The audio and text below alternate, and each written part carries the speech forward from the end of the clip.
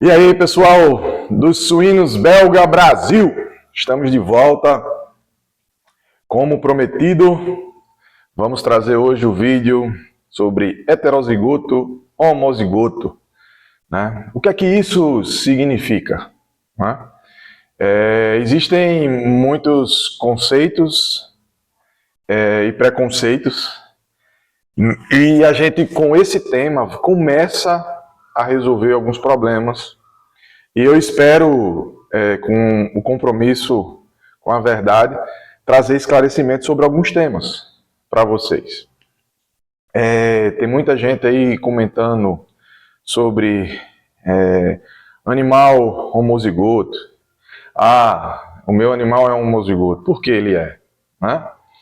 Tem outras pessoas que dizem assim, ah não, o meu barrão aqui reproduz demais. Bota ele aqui, só nasce ele. Tem outros que dizem, ah não, a matriz não importa, quem importa só é o barrão.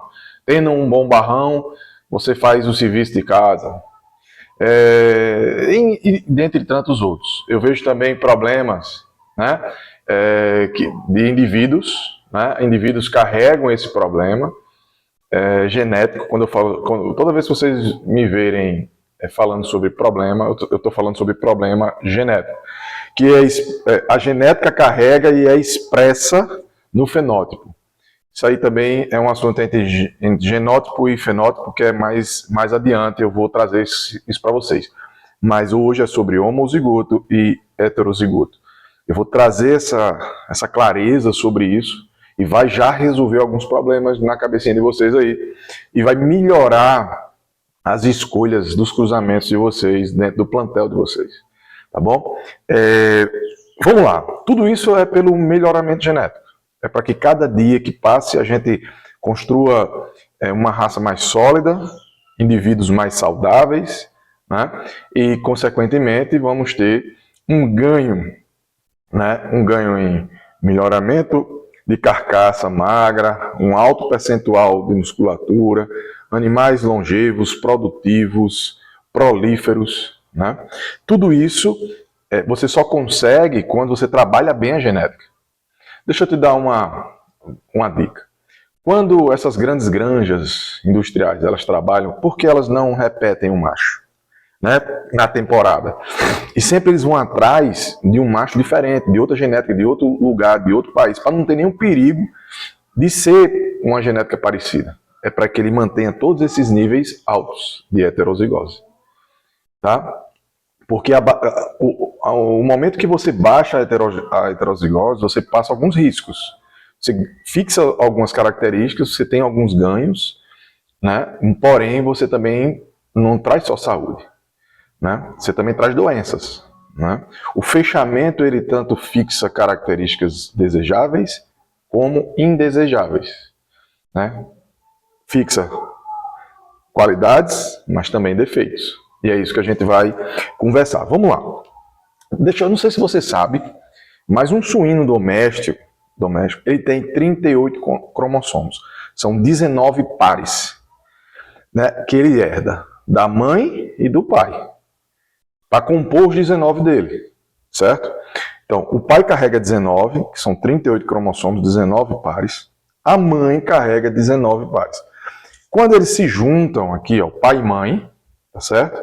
O indivíduo continua com os seus 19 pares, com os 38 cromossomos. Então decore isso aí, 38 cromossomos. Só que o pai e a mãe, eles são alelos, né? Os genes de alelos deles são duplos.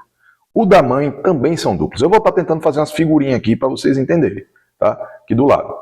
Então, o pai carrega um par de gene, certo? A mãe carrega um par. Quando junta-se o pai e a mãe, eles passam dois, um de cada. Não tem, esquece esse negócio de dizer, o meu macho, o meu barrão. A mãe sempre vai passar um conjunto de alelos. E o pai outro. Para compor, para aquele indivíduo, aquela leitegada, vai ter uma parte de uma parte do outro. Não tem perigo de um indivíduo ter só a parte do pai. Não tem perigo. Não, isso não existe. Nunca um indivíduo herdará apenas o gene do pai ou da mãe. Vai sempre carregar dos dois. Vai pegar um do pai e outro da mãe. Isso, e aí a gente começa a entender essa constituição, e agora a gente vai para o que é um heterozigoto. Heterozigoto. Geralmente são animais que têm um vigor híbrido alto. Certo? Eles têm um vigor híbrido alto pela natureza do seu cruzamento. Isso pode acontecer tanto fora da família, tanto usando outra raça, mas também você pode conseguir isso com bons cruzamentos, que é o vídeo do próximo do nosso canal. A gente vai trabalhar sobre os 4 tipos de cruzamento. Eu quero incentivar você e quero criar um alerta que você não vai criar o vigor híbrido só cruzando raças distintas. Isso é o mais fácil. Isso é o mais fácil de ser feito. Porém, também é fácil de você perder características. E se tratando do belga, onde a gente está com definição muscular, ganho de carcaça, todo um trabalho de seleção, que já vem aí, que vai beirar uma década. Lembre-se, se você joga outra raça, você traz o vigor híbrido? Traz. Certo? A heterozigose vai lá para cima? Vai. Mas também você vai perder muita coisa. Você vai perder características que possivelmente você pode não achar mais. Inclusive as definições, as linhas que o belga carrega. Então você tem que ter muito cuidado. Tem muito belga aí redondo, que se diz belga, né? Redondo, obeso. E os caras dizendo que é belga, e não é belga. Então, você perde características também. O vigor híbrido aumenta, né? Mas você perde características. Então você tem que ter muito cuidado quando você escolhe, né, buscar o vigor híbrido trazendo outras raças, né, trazendo outra família genética. Então você está pagando um preço na seleção. Tá? Vai demorar mais anos, vai demorar mais gerações para você chegar aonde de fato o belga tem que chegar. Então, pense sobre isso e é um critério de cada um. Só que eu quero propor aqui que você consegue trazer o vigor híbrido, né, que é a saúde genética, fazendo cruzamentos dentro da mesma família, com pureza racial, que são os homozigotos. Tá? Os homozigotos nada mais é do que quando você tem um macho que ele carrega e expressa essa característica, e você pega uma mãe que também carrega esse gene e expressa esse gene, e você une esses dois, naturalmente esse indivíduo aqui vai carregar essas características. Como é que você consegue o vigor híbrido desse animal? Você vai pegar outra família semelhante, que não são os mesmos indivíduos, e você vai também fazer essa seleção mais para frente.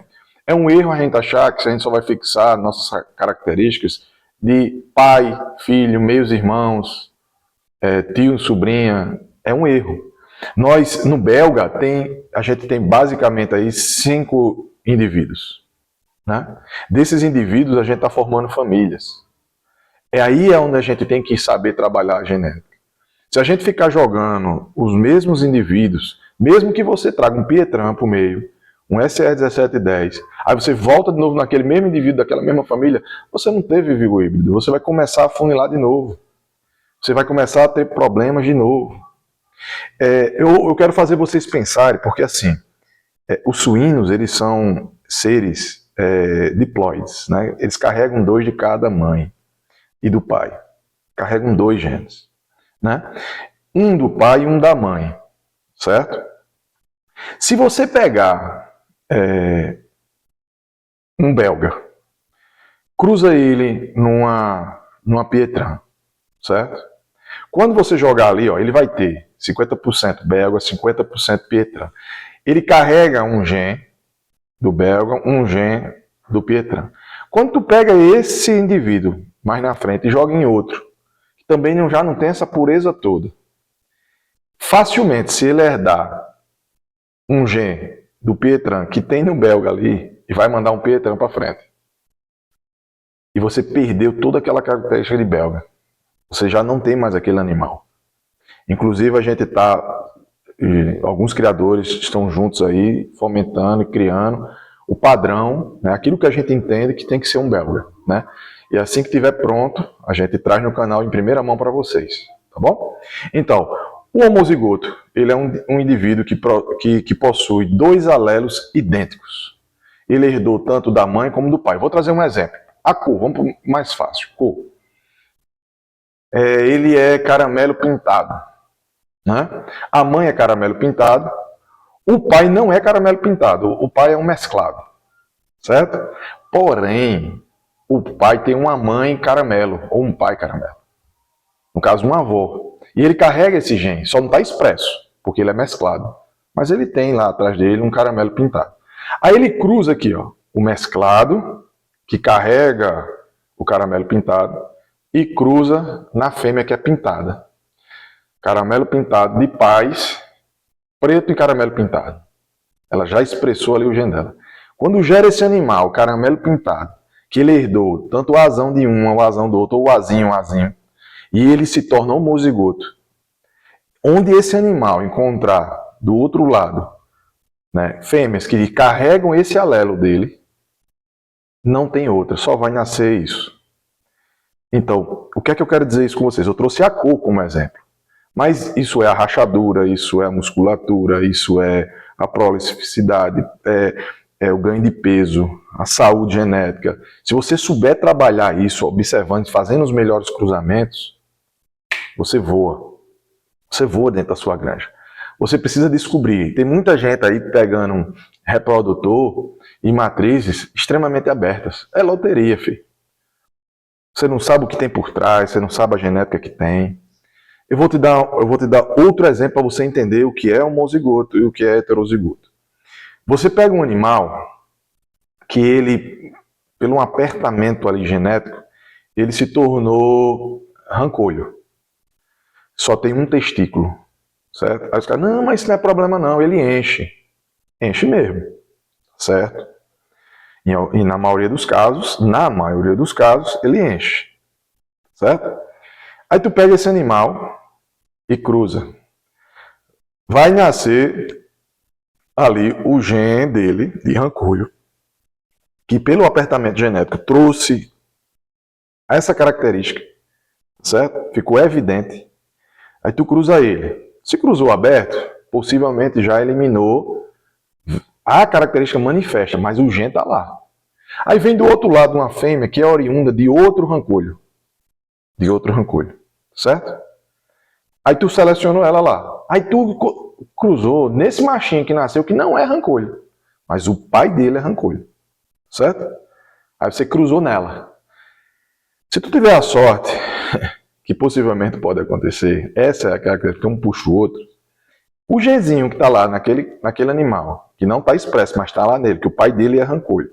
E a mãe aqui vem de um pai rancolho também. Quando tu cruzar esses dois animais saudáveis, aparentemente saudáveis, mas eles carregam um gene, pode nascer uma leitegada todinha ranculha e estéril. Tu já imaginasse? Isso é genética. Então você precisa ter uma responsabilidade muito grande quando você cruza indivíduos. Cruzar indivíduos não é só soltar no seu terreiro um macho e uma fêmea e achar que vai nascer tudo bem. Você precisa ter essa responsabilidade. Tome como exemplo as grandes granjas. As granjas industriais, elas não repetem um macho na outra temporada. Ele sempre muda em busca de outro lugar. Ele nunca compra no mesmo lugar. Por quê? Para não acontecer isso. Isso é responsabilidade. A saúde genética depende dos criadores. Você não pode estar cruzando de todo jeito, cobrindo fêmea de qualquer forma. Eu dou um alerta a você que está em casa e quer começar certo. Procure criadores idôneos que levam essas questões a sério. Que eles te explicam quem é pai, quem é mãe, quem são os avós.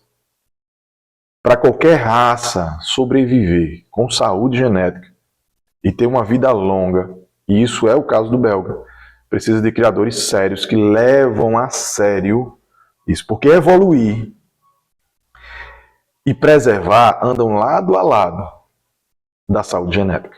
Você não tem como evoluir, você não tem como preservar sem isso aí. Existe uma tensão muito forte, né, entre preservar e evoluir.